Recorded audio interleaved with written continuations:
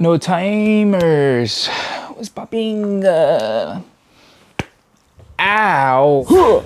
Folding laundry, jutsu. It's here, it's right here. We're in a rush, we're in a hurry today. We got stuff to do, we got places to be. I gotta go to CVS, I gotta go to the gym.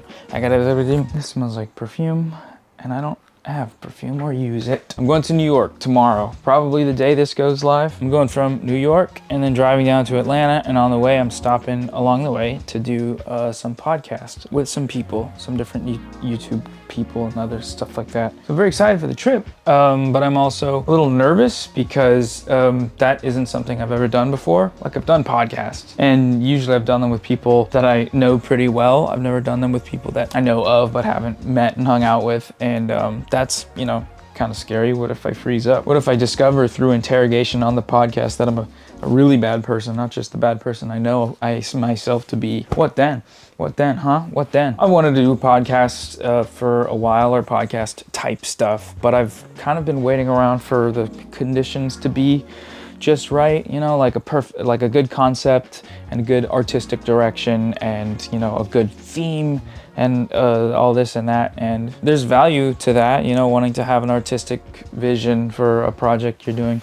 But at the same time, you know, you could just sit around and do that all day, and that's kind of what I've done. And the polar opposite of that is to just go do some fucking podcasts, basically. Going in raw for the pod, which should be fun. I think it'll be fun. We're gonna use this as a thumbnail because I think in this video I'm gonna talk about scheduling and Google Calendar. ADHD scheduling Google Calendar.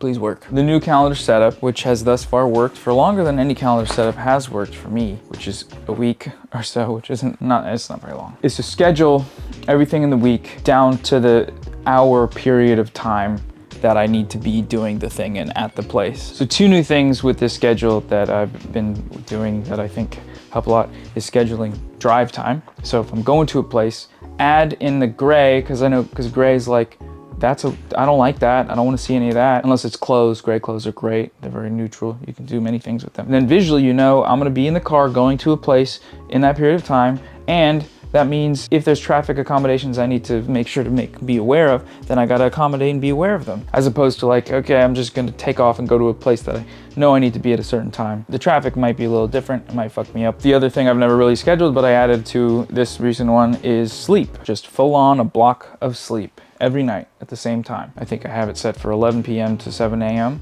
or midnight to 8 a.m. or something. What's nice about Google Calendar, and I'll show this on the screen, is that you can set up different calendars for different things. Most softwares, I'm sure, have this. So the sleep calendar, so it's not clogging up my bullshit when I look at it from the month view, I just tick it off. And that way, oh, now I just see the events that I have, things I need to go to, as opposed to the sleep. But then when I look at the week view, I can see the line of time approaching that moment where I need to go to sleep. I don't need to go to sleep, but where it's optimal for me, for what I'm doing the next day, to go to sleep. And one thing about, you know, schedules and ADHD is it can create this prison for yourself where you're sitting, looking at it, trying to figure out the way to optimize a schedule, and then an hour has gone by and you missed your wedding, and an hour has gone by and you missed your funeral. So I can be sitting in bed looking at my schedule, and it's nighttime, and that red line slowly ticks towards the sleepy period. And then once it hits, you know, oh hell, if I pass it, I'm not asleep. Then I get to stay up all night and have candy and have no school and have recess all day. The other element to following this schedule for me is following through with the things that I'm gonna do. Not just task, but like following through if I have plans with a person. It's okay to cancel if it's necessary, reschedule things. People are always, you know, generally speaking, people are all right with that. Depends on the activity, but if it's just you're kicking it, then it's all good. However, through my life, I have noticed that is an unfortunate potential excuse for me to just kind of flake. You know, just not go to something, or just text someone back late and then cancel last minute so that I don't have to leave the house and so I don't have to confront a person. Even if I like them, even if I really, really like them, even if I love them. Not doing that, as in sticking with the schedule and sticking with plans to see people, is also one element of a move towards, you know, community, establishing relationships with people in the world by going and doing stuff with them, or hanging out, or even gaming. Scheduling time to game and meeting on the game. You might hit them with a 5 minutes, you might hit them with a 10 minutes, you might hit them with a run one game and I'll be on for the next one. But the point is, you're still there, showing up to spend time with people. And I think in order to make this work, in order to make this schedule work, that has to be the priority. That has to be the first thing that you're thinking about. Because when you're prioritizing time with people, that means as you watch the schedule tick by, you wanna do your little task and your little deed during the day, because you don't want to push it off until you have no time to do it and then have to leave, and then, you know, out of stress, you just forced to cancel, and then you don't even do the thing after you cancel. You stay at home and watch a YouTube video. That position sucks to be in, and, you know, it's hard to recognize it when you're in the moment, when you're following patterns from your life where you just do that sort of crap. At first I was like, oh, is this chicken or egg? Is this the schedule leading me to do these things? Or am I doing these things and the schedule helps? And I think discovering in a week that it's the latter. But again, we all know, any bipolar people, any ADHD people, any people that watch this fucking show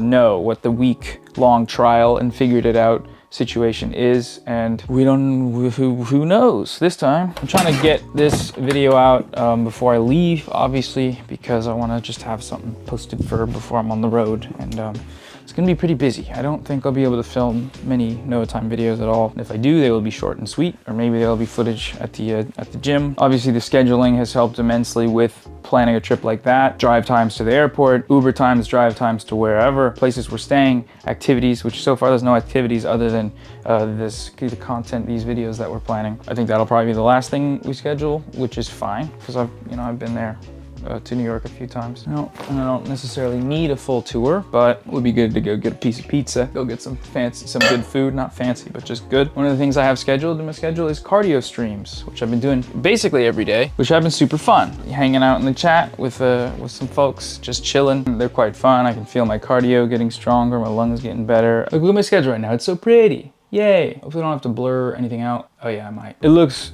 crazy hectic. That's how it feels whenever I look at anyone's schedule like that. But if you're piecing it together day by day, if you kind of have good markers and labels for things, I have them spread out between, you know, a work calendar. Work is general. It's actually not work, it's a main channel calendar. So that's like, I need to script and research and edit a video, and that is a whole thing. Like today and yesterday, I set aside 3-hour windows to edit this video. Finished editing, I sent it in for review. It got denied because I forgot to tell them that I changed the topic. And by denied, I mean denied by the sponsor. So I have to move the sponsor to later in the month. Not a huge deal. Okay, I'm really gonna try to focus on putting the clothes away instead of just yapping. Although we do love to yap. I actually probably should do a drawer with those underwears and sports shirts, tanks, tops. Noah Samson goes to Best Buy, purchases worst mini tripod ever, forgets to return it. Is this a new sound of the summer? So the question, I guess, is why is it so hard to stick to the schedule? Why is it always, you're looking at the thing, you're like, I should do that thing, I wrote it down, and then the day passes and maybe you slide it over, or maybe you just leave it there, and then, you know, check the schedule again a week later and forget that it was all there, and then you get stressed, or you move it and you get stressed when you miss it the next time. The types of things in the schedule we're talking about are negotiable things, right? Because non-negotiable things, like going to work, you really don't need to schedule that because you know what time you need to get there. And if you get there late enough times, you'll get fired. Or you'll be the naughty employee boy of the month. Nobody wants to be the naughty boy employee of the month. There's some things that are semi-negotiable, kind of like the stuff I was talking about earlier, where I was like spending time doing an activity with friends. You can dodge it, you know, maybe you don't really like them that much, or maybe you're just not feeling like hanging out. Most people understand, but you do that enough times and people stop hitting you up, or more likely, you stop hitting them up, which means that they stop hitting you up, but then you internalize that as them not liking you, even though you kind of did make the first steps into letting that relationship fray, which is good news, because that means you have the autonomy to make it unfray and sew it back together. And if you want, generally speaking, probably more general and practical and relatable reason for not being able to stick schedule is being undiagnosed with your various little thingies in your brain. You know, specifically ADHD, I think, is a big one. Oh, so many fuzzies. This is my kingdom come. This is my come. It's not just treatment and medication, though. It's like habit building, task building, experimentation until you find something that works. It's watching the Dr. K videos. It's watching the freaking brain tutorial, brain review, top 10 giving brain tips, or getting brain, I guess. It's more like, yeah, you can give brain, you can get brain, and you can get brain. You can hopefully make your way in and figure out how to set up getting into an appointment to get sorted out and checked out. With scheduling though, it's just like, you know, you got a life, you got stuff you want to do in life, you got people you want to see in life, You got things you want to learn, little hobbies and tasks you want to do. You got clothes that are dirty and stinky. You want to clean them. You want to just get them there, you know? So all of those things that are a part of your life as it moves forward, as time passes by, they can come and go. The urge to do them and pursue them can come and go. But wouldn't it be ideal if they came and didn't just go, but they came and you did them? And then they went. And usually when you do them, maybe that means you do them again. It doesn't just come and go one time. That's fun. That's kind of nice. I think that's kind of fun. You know what? That's fun. Okay? That's what's fun, I think. This is so fun. You're so fun. I had such a fun time tonight. I needed this. Okay? Another thing about this trip that's scary, but I'm excited for, is going to kick it with people, not just showing up, recording, and then being like, okay, back to my Airbnb. I've done that before when I've done music videos. Granted, it was like 6 years ago, but a friend of mine from college was managing an artist in Toronto. And he hit me up to do a music video because he saw that I did music videos, and I was like, hell yeah. So I went to Toronto. They paid for the flight. They also said they were down to pay for an Airbnb for me, but also that I could go kick it and like stay in somebody's couch or at somebody's place, something like that. And even though it was a friend of mine, and it would have been fun and also cool to kick it, hang out, probably like go with a group to eat food and then see what it's like living there, and also save them money, because obviously if it's unnecessary to spend money on a project, why do that? Instead of that, I opted to just do the Airbnb because I wanted to be alone. I wanted to be, I was kind of scared, honestly. I was nervous and scared because I didn't know everyone in the group.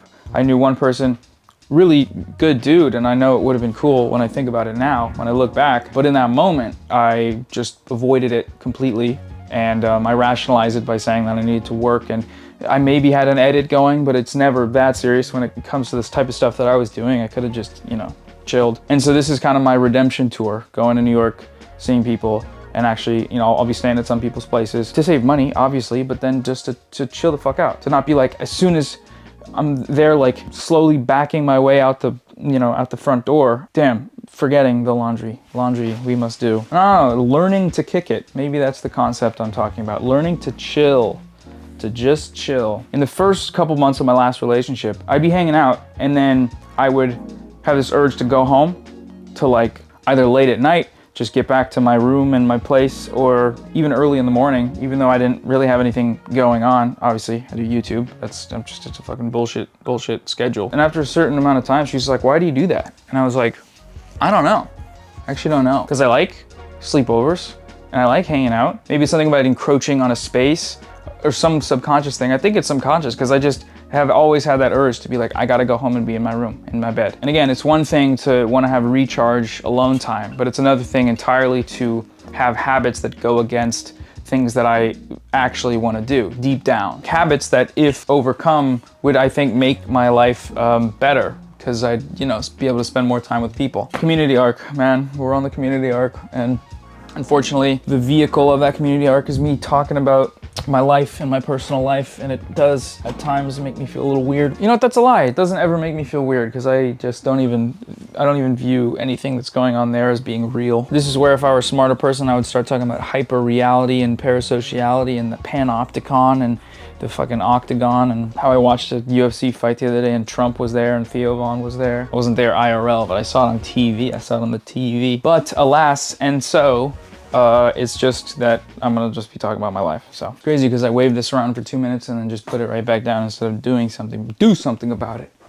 Do something about it. This smells like a human. Jesus Christ. Yesterday, I had an hour window set aside to re-up my medication, get that all sorted out, get it sent to a pharmacy where I wouldn't have to pay big bucks to get it. I do that through GoodRx. If you don't know GoodRx, check it out. You can find a coupon, have them send your meds to there. It'll be a lot cheaper, generally speaking. Save $300 every fucking time. I don't know why nobody talks about it. Reached out to the doctor, said, hey, I'm going to New York. I need to blah, blah, blah, blah. Kind of a rushed order, but it is what it is. Please help. But I didn't end the message, as I have often in the past, where I say, but if that's too much, don't worry about it. It's all good. I can figure it out. But like, I know it's really stressful being a doctor and psychiatrist and everything. So if there's too much on your plate, all good. I'll go a month without my medication. I'm sorry for disturbing you. I'm sorry for asking. I'm sorry. Instead, this time I was assertive. I said, hey, I need my drug. I didn't say any of that. I just asked politely and didn't conclude by apologizing. As much as I love to apologize, you know, if you need the drugs, if you need the thing, if you need a couch to stay on, if you gotta do some shit,